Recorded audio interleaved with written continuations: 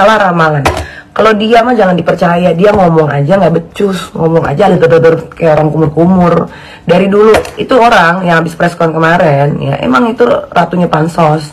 Kenapa gue bisa bilang gitu? Gue pernah labrak dia di Senayan City dan dia minta maaf sama gue.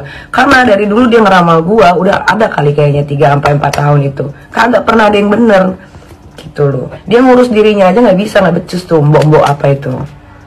Jadi itu takut banget ketemu sama gue. Jadi pernah gue labrak, lu tanya langsung deh, lu DM deh kalau nggak percaya. Nah, kenapa dia kemarin preskon? Karena dia memanfaatkan situasi dan kondisi karena gue lagi rame nih, supaya bisa datang semua wartawan dan ngambil semua gambarnya. Itu si Mbak Til itu ya, itu udah dari 4 tahun yang lalu dia ngeramal gue, satu pun ramalannya kagak ada yang benar. Halo Sobat Fakta, Bang Pin ketemu lagi dengan Bang Pin yang terus mengabarkan fakta viral seputar selebritas tanah air yang terus saja bikin berita. Dan dengan berita mereka tetap eksis di ranah media. Nikita Mirzani akhirnya ditahan di rutan Kejaksaan Negeri Polres Serang, Rembang. Dan hal ini sudah diramalkan oleh peramal Mbak Yu. Namun Nikita Mirzani sempat tidak percaya dan membantah ramalan Mbak Yu saat itu. Mbak Yu yang sudah meninggal ini memang sebelumnya telah memberikan ramalan dengan cukup jelas bahwasanya Nikita Mirzani nantinya akan masuk sel beberapa hari. Dan Nikita yang dikenal sebagai artis yang dikatakan kebal hukum memang akhirnya masuk juga. Nah, bagaimanakah Nikita Mirzani saat itu tidak percaya dengan ramalan Mbak Yu dan akhirnya sekarang masuk sel? Yuk kita simak kupas tipis-tipis fakta Bang Pin kali ini. Like, subscribe, and komennya ditunggu dan jangan lupa selalu ada doa dalam setiap lentikan jarimu.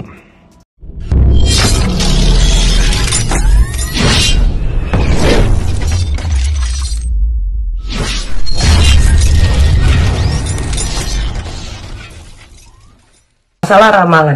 Kalau dia mah jangan dipercaya, dia ngomong aja nggak becus, ngomong aja kayak orang kumur-kumur. Dari dulu itu orang yang habis preskon kemarin, ya emang itu ratunya pansos. Kenapa gue bisa bilang gitu? Gue pernah labrak dia di Senayan City dan dia minta maaf sama gue. Karena dari dulu dia ngeramal gue, udah ada kali kayaknya 3-4 tahun itu. Kagak pernah ada yang bener, gitu loh. Dia ngurus dirinya aja nggak bisa, nggak becus tuh, mbok-mbok apa itu. Jadi itu takut banget ketemu sama gue. Jadi pernah gue labrak, lu tanya langsung deh, lu DM deh kalau nggak percaya. Nah, kenapa dia kemarin preskon? Karena dia memanfaatkan situasi dan kondisi karena gue lagi rame nih, supaya bisa datang semua wartawan dan ngambil semua gambarnya.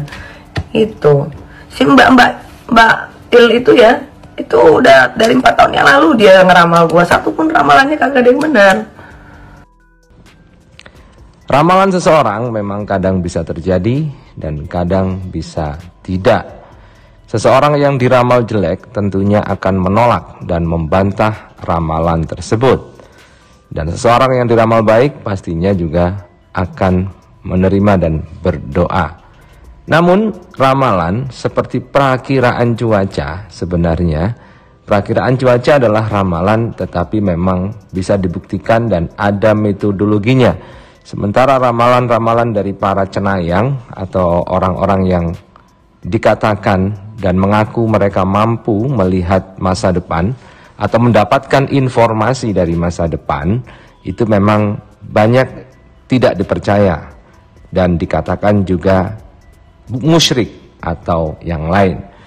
Tetapi memang ramalan tersebut terkadang ada kebetulan terjadi dan juga kadang tidak terjadi. Memang semua ramalan adalah potensi. Tetapi bagaimana menyikapi ramalan itu sebenarnya adalah hal yang terpenting jika ada ramalan.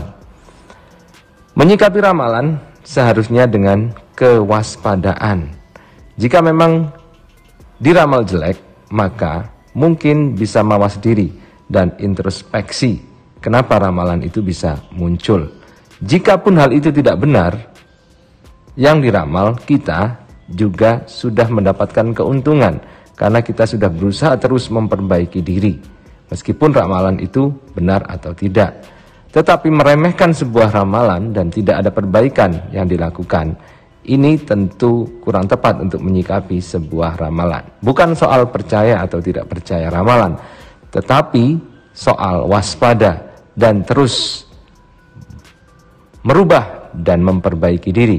Itulah poinnya. Masalah ramalan, kalau dia mah jangan dipercaya. Dia ngomong aja nggak becus, ngomong aja kayak orang kumur-kumur. Dari dulu itu orang yang habis preskon kemarin, ya emang itu ratunya pansos. Kenapa gue bisa bilang gitu? Gue pernah labrak dia di Senayan City dan dia minta maaf sama gue. Karena dari dulu dia ngeramal gue, udah ada kali kayaknya 3-4 tahun itu. Kagak pernah ada yang bener gitu loh. Dia ngurus dirinya aja nggak bisa, nggak becus tuh, mbok-mbok apa itu. Dan dia tuh takut banget ketemu sama gue. Dan dia pernah gue labrak. Lu tanya langsung deh, lu DM deh kalau nggak percaya. Nah, kenapa dia kemarin preskon? Karena dia memanfaatkan situasi dan kondisi karena gue lagi rame nih, supaya bisa datang semua wartawan dan ngambil semua gambarnya. Itu si Mbak Til itu ya, itu udah dari 4 tahun yang lalu dia ngeramal gue. Satu pun ramalannya kagak ada yang benar. Seperti Nikita Mirzani, saat diramal oleh Mbak Yu, dia menolak dan membantah tegas dan mengatakan Mbak Yu ini pansos dan hanya memanfaatkan momentum, dan bahkan dia mengatakan bahwa Mbak Yu ini takut kepada dirinya. Nah, seharusnya jika mendapatkan ramalan yang jelek, seharusnya berterima kasih kepada orangnya dan meminta saran sebenarnya apa yang harus dilakukan. Kadang mungkin tidak harus benar atau tidak, percaya atau tidak, tetapi jika sarannya baik dan bisa mengubah diri kita menjadi lebih baik, tentu akan kita lakukan. Tetapi jika mengubah diri kita lebih jelek, tentu ya jangan dilakukan. Artinya ini bukan soal percaya atau tidak percaya, tetapi bagaimana memanfaatkan segala sesuatu, entah itu baik atau itu jelek, untuk menumbuhkan diri kita dan memperbaiki diri kita ke depan. Terlepas dari benar atau tidaknya sebuah ramalan, asalkan bisa mengubah diri kita menjadi lebih baik, tentu mendapatkan manfaat adalah kita sendiri. Nah, berikut ini beberapa video Nikita Mirzani yang menolak ramalan dari Mbak Yu, dan akhirnya entah kebetulan atau tidak, entah benar atau tidak, toh akhirnya fakta yang mengatakan bahwasanya Nikita Mirzani harus masuk penjara dengan kasus yang remeh, kata Mbak Yu, yaitu kasus pencemaran nama baik, yang sementara ini jarang sekali ada kasus pencemaran nama baik yang bisa memasukkan seseorang ke penjara. Atas laporan Dito Mahendra, dan Nikita Mirzani nampak sangat emosional saat dimasukkan ke penjara tersebut. Dan menurut berita, dia akan ditahan 20 hari.